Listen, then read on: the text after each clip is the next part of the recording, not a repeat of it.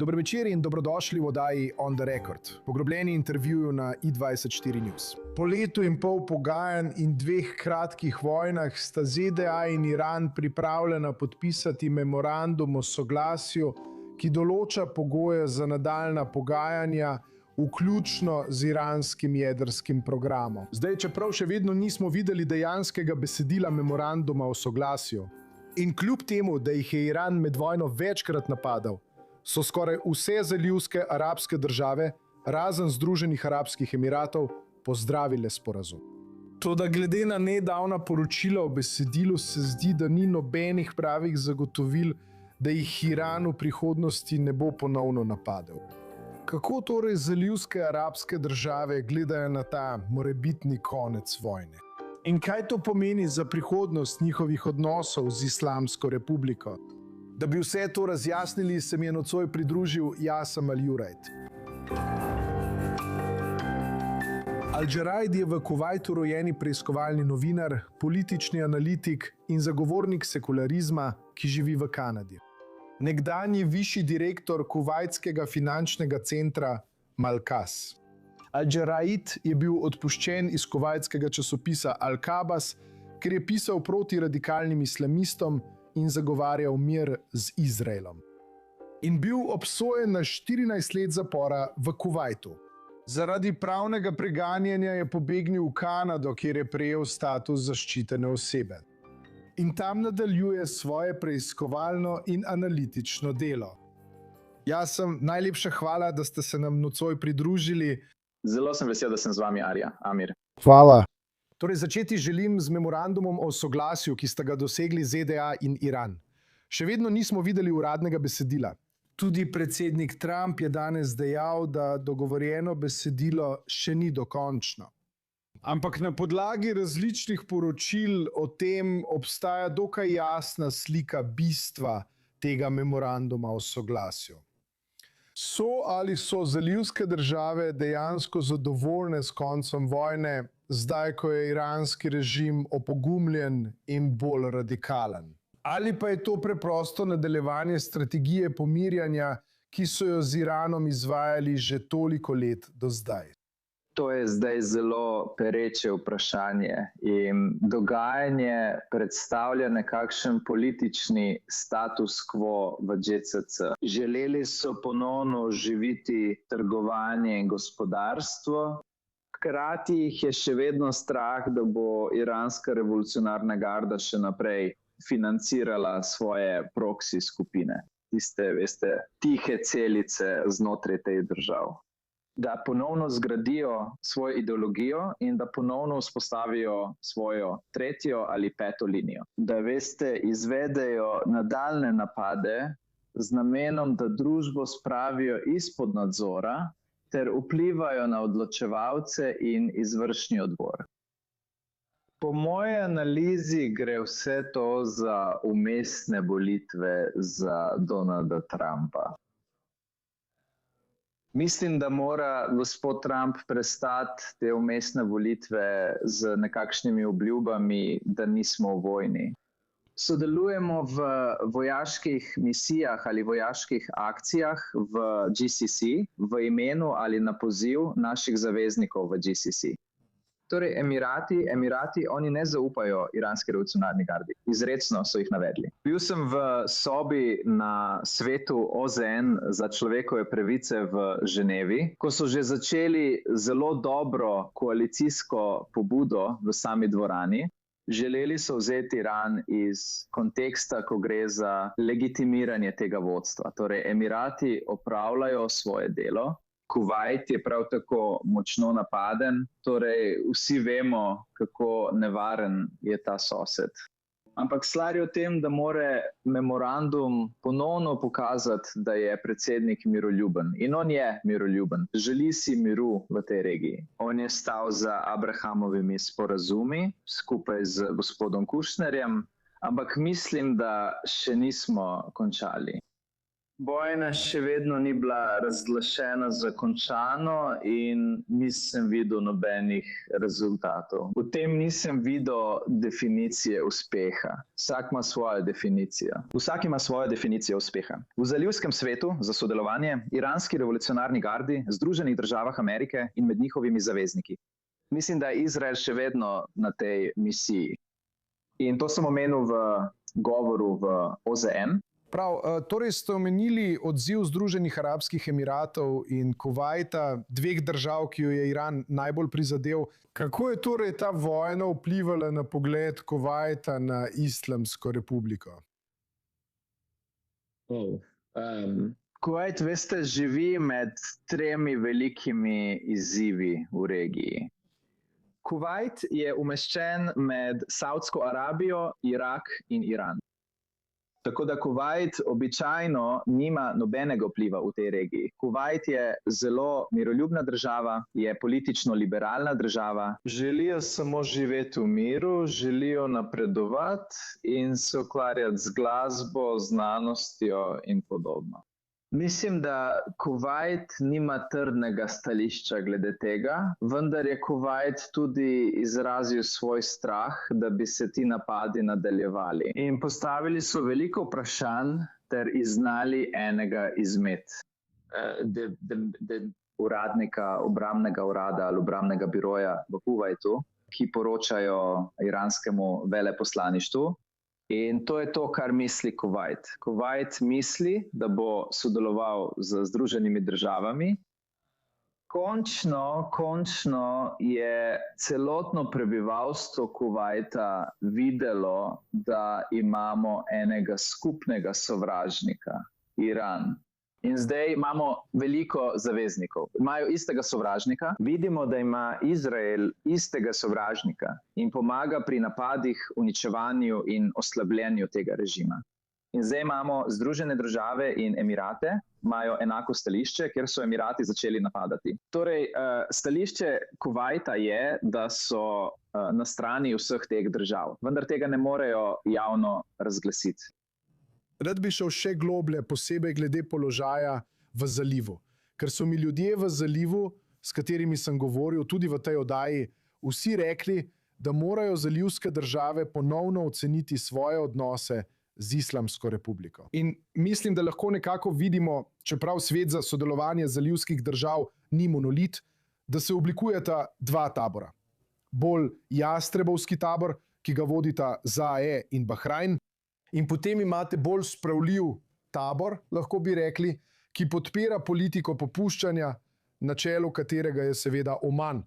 Lahko pa tja uvrstimo tudi Katar in do neke mere Saudsko Arabijo. Kje se v tej novi nastajajoči dinamiki v okviru zalivskega sveta v odnosu do Irana znajde Kuvajt? Spet, veste, v tej regiji je tako, da se vse nekako nalaga eno na drugo. Eden od teh konfliktov je bil tisti, ki sta ga imeli Združeni arabski emirati z Saudsko Arabijo v Južnem Jemnu. Mi temu pravimo Južna Arabija. In potem so se stvari resnično zapletle. Nato pa so se stvari razvile v nekaj zelo negativnega med obema narodoma. In potem je Saudska Arabija zavzela drugačno stališče do muslimanske bratovščine. Rekli so, da se z bratovščino borimo znotraj države, vendar jih podpiramo zunaj naših meja v Sudanu in Jemnu. Tako ostane Kuvajt in Kuvajt je edini sosed, zalivski sosed Saudske Arabije z tiste strani. Kuvajt je že tako zelo zahtevnem položaju. Menijo, da zdaj nimajo nobenega stališča. Ne bomo ničesar rekli. Razmišljali bomo samo o lastnem obstoju. Torej, eksistencialne grožnje, ki prihajajo iz iranske revolucionarne garde, pri Saudski Arabiji niso naletele na interes, da bi, veste, nasprotovala ali pomagala Kuvajtu, da se brani. O tem so govorili so, da bojo obranili Kuvajt, da bojo vložili vse napore in vse zmogljivosti za obrambo Kuvajta in niso storili ničesar. Zavzeli so drugačno stališče. Postali so kot posredniki. Vedo, da iranska revolucionarna garda napada Kuvajt. Torej, v tem scenariju obstaja zatiralec, vendar so se odločili, da bodo samo pogajali, da bi tudi sebe zaščitili pred njimi. In želijo tudi pokazati, da imajo neke vrste, veste, povezave v zadnjem času z muslimansko bratovščino. Torej, je Kuvajt v enakem položaju kot Združeni arabski emirati. Zato sta bila Kuvajt in Združeni arabski emirati skoraj na enak način močno napadena. In Kuvajt je morda v zadnjem času dobil več raket in dronov, ampak spet smo na isti strani kot Združeni arabski emirati v zadnjem času. In to zelo razjezi iransko revolucionarno gardo. Nočejo, da bi se mi, veste, upirali muslimanski bratovščini. Nočejo, da bi izvedli reforme v Kuvajtu in ljudem, ki so, veste, začeli prevzemati državo z ponarejenimi identitetami, odzeli državljanstvo. Torej, to je Saudska Arabija in Oman. Oman zauzema povsem drugačno stališče kot Saudska Arabija. Pravijo, da smo bolj popustljivi do Irana. In minister za zunanje zadeve v Omanu je, po mojem mnenju, če sem iskren, zavzel zelo sramotno stališče. Podpiral Iran, celo napadel svet za sodelovanje arabskih držav v zalivu, s tem, ko je rekel, da se morajo tudi oni zaščititi, tako je legitimiziral njihov napad na nas. Torej, Kuvajt na to ni odgovoril. Kuvajt ni odgovoril na veliko stvari. Ampak, ko vidite, da Kuvajt ne odgovarja, to pomeni, da je Kuvajt proti temu. Tako da, ja. Kratek odgovor, da ali ne. Mislite, da si Kuvajt želi spremembe režima v Iranu? Definitivno. Definitivno. Da, Kuvajt je na isti strani kot Zaje. Ampak mislim, da Saudska Arabija jasno ne želi te spremembe, ker so vsi znotraj iste politične, islamske hiše. Ko vidite Real Madrid in Barcelono, kako igrata v La Ligi, želim samo navesti ta primer. Barcelona ne želi izločiti Real Madrida iz lige. Želijo jih uničiti. Borili se bodo, ko bodo igrali proti njim, vendar jih nočejo izločiti iz lige, ker to zabava tudi ideologijo ali občinstvo, saj obstaja še en tekmec. Torej, Saudska Arabija želi oslabiti IRGC, vendar ga ne želi povsem odstraniti, ker menijo, da je njihova ideologija naslednja, vahabizem. Govorimo o tem, kakšen širši pristop imajo, ko govorijo o vodenju islamskega sveta. Tako da, ja, smo v tem, veste, na koncu hiše političnega islama, kjer vidite Pakistan, Iran, Saudsko Arabijo in Palestino. Pogovorimo se še enkrat o Palestini. Veste, oni so oslabljeni. Zdi se, da ste Kuvajt postavili bližje taboru Zaje in Bahrajna. Vendar, za razliko od Zaje in Bahrajna, Kuvajt nima odnosov z Izraelom. Pravzaprav je za Kuvajčana nezakonito, da vzpostavi neposreden stik z Izraelcem. Če bi bil zdaj v Kuvajtu, tega pogovora sploh ne bi mogla imeti.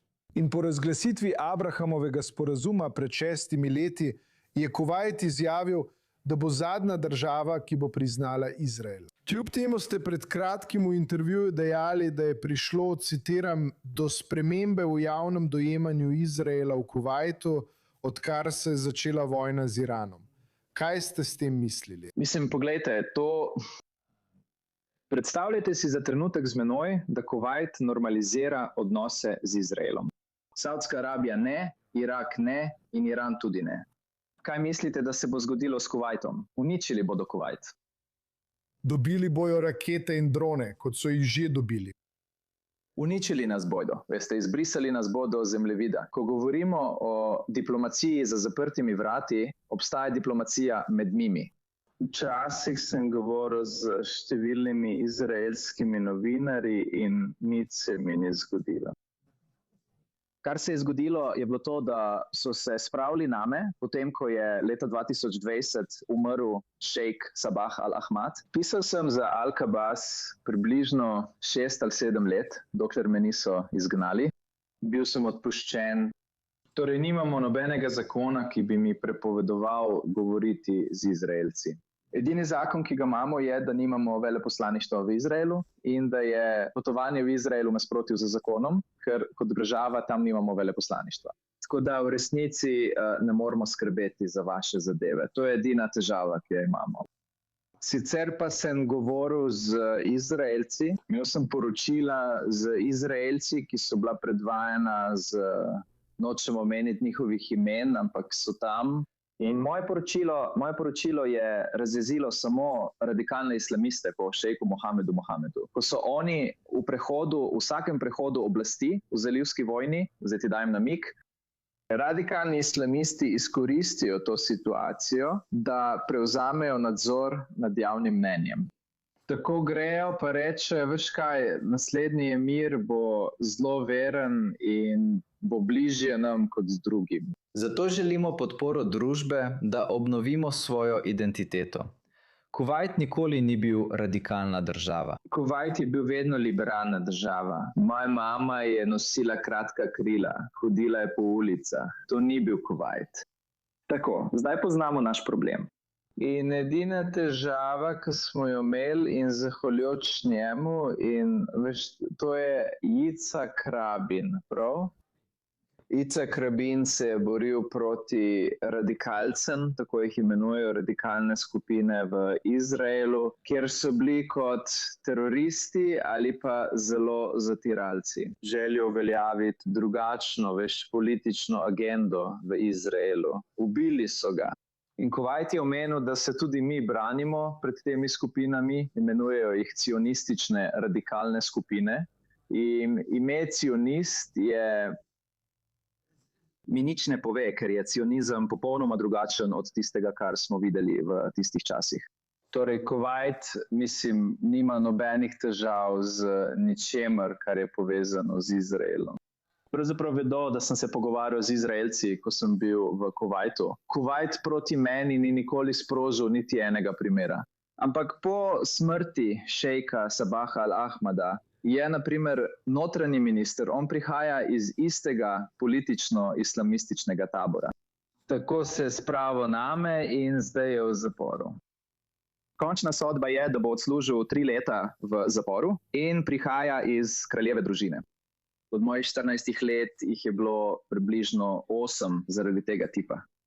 Torej, Kuvajt zdaj obuja svojo lastno identiteto in to je zdaj med vojno zelo težko narediti. Veš, moraš biti zelo previden.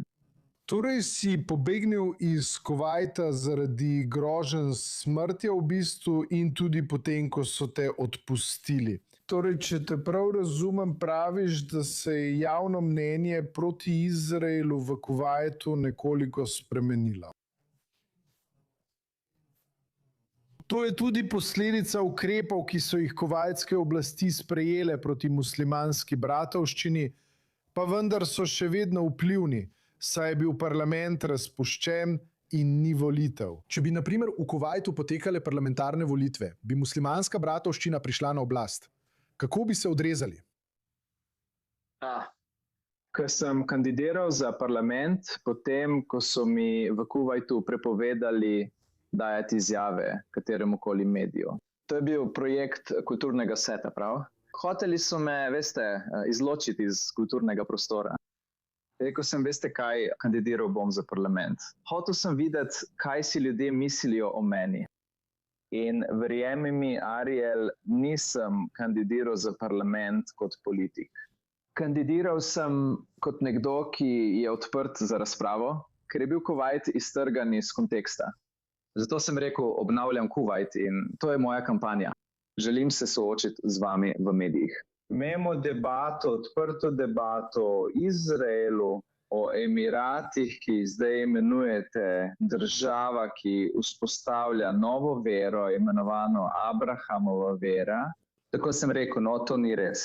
In če obstaja Abrahamova vera, sem jaz ateist. Pridružil se ji bom naslednji dan, ker bo ta vera združila ves svet. Ali vidiš, da bi se kmalu vrnil v Kuvajt? Ne vidim, da bi se to zgodilo. Mislim, da to ne bo koristilo Kuvajtu, tudi meni ne bo koristilo. Najprej moram obnoviti svoj ugled. In še danes sprejemam grožnje za smrtjo. Imam skoraj 49 postopkov proti meni in kot da se stalno obnavljajo. Situacija v Kuvajtu ni stabilna. Ja, samo počakati moram na pravi trenutek, potem pa iti in morda obnoviti Kuvajt, potem ko bo Izrael morda postal naš prijatelj, odkrito. No, poglejmo najprej, kaj se bo zgodilo, ampak molim, da pride dan, ko se boš lahko vrnil k svoji družini v Kuvajt. Rad bi prešel na zadnji del oddaje. To je hitri del oddaje. Pokazal ti bom 3 slike in povej mi prvo stvar, ki ti pride na misel, na kratko, če lahko. Torej, prva slika, to je šejk Mišal al-Ahmad al-Jaber al-Sabah, vladar Kuvajta in 17. emir. To je oče, Mangarat. In mislim, da zdaj obnavlja Kuvajt v zelo težkem času. On je tisti, ki spreminja stvari. Je pravi prelomnik. Zanimivo, prav. Druga slika, to je predsednik ZDA Donald Trump. Res spoštujem njegova mnenja o Bližnjem vzhodu in kako želi odstraniti radikalne islamiste. Razumem njegove izzive v Združenih državah. Mislim, da je tudi on tisti, ki spreminja pravila igre, vendar na drugačen način, v novem sistemu in v novem slogu. Ampak mislim, da mora, ne sme odpreti svoje meje za vse konflikte hkrati. Kanada je čudovita država. Prosim, gospod predsednik, pustite Kanado pri miru. V redu, vidim, da imate tukaj dvojno pripadnost. Rad bi prešel na osebno sliko, ki ste jo poslali. Poslali ste mi jo, ko sva se pogovarjala pred oddajo. To sta vi in vaš oče v Kuvajtu. Opišite, kaj vidimo tukaj, kdaj je bila slika posneta in kaj vam to prikliče v spomin. Kako je bilo odraščati kot otrok v Kuvajtu? Najprej, prosim, verjemite mi, fantje, to sem jaz. Drugič. Ta tip delal je za obveščevalno službo obrambnega ministra in naučil me je, kako nasprotovati idejam radikalnih islamistov. Ta tip je bil res zelo razsvetljen človek. Po njegovi smrti leta 2014. Njegove ideje in ves pogum, s katerim me je navdihnil, so me pripeljali do Al-Havasa. Začel sem pisati, to je bil velik šok za moje življenje. Ne, ga nisem ideval. On je bil tisti, ki je analiziral, kaj se dogaja, pisal je poročila proti muslimanski bratovščini. On je zelo domoljuben človek. In ja, njegov seznam. Pred trenutkom sem vas vprašal, ali se vidite, da bi se vrnili v Kuvajt, in rekli ste, da je tam situacija preveč nestanovitna. Torej, ste optimistični. Rekli ste, da je trenutni emir oče naroda, da je napreden in da spreminja stvari. Ste optimistični glede boljše prihodnosti Kuvajta v regiji in morda vzpostavitve novih povezav? Ja, to sta 2 različni stvari. Ena je, ali sem pripravljen iti v Kuvajt, in druga je, ali bo Kuvajt v bližnji prihodnosti postal boljša država. In mislim, da bo Kuvajt šel v pravo smer, ampak zame še vedno prezgodaj, da bi se vrnil in pritiskal na vladarsko družino. Mimogrede, nikoli ne pozabim, da so mi dovolili pobegniti iz Kuvajta. Rekli so, ukinjamo prepoved potovanja, potuj zdaj, pobegni zdaj. Drugače bom pristal v zaporu in odslužil 14 let. Tega nikoli ne bom pozabil. In vem, da se strinjajo z večino tega, kar govorim in počnem, v kar verjamem. Zato so me spustili, drugače bi zaprli vrata. In minister za notranje zadeve je bil spet res jezen. Tako da, v tem je bistvo. Kuvajt je zelo lepa država. Kuvajt je zelo pomembna država za regijo. Kuvajt je, kot greznica, ki vase vleče vse probleme in jih spreminja v glasbo, ter jih spreminja v nekaj, kar je zelo blizu tej stvari. Ampak spet, to je zahtevno obdobje in nočem dodatno pritiskati na državo. No, Jaz si moram reči osebno, da je zelo pogumno od tebe, da si tako odkrit in spodbujaš ideje o sobivanju tukaj v regiji, ter poskušaš razbijati te predsodke in veliko propagande. In pohvalim te za to in nadaljuj s pomembnim delom, ki ga upravljaš.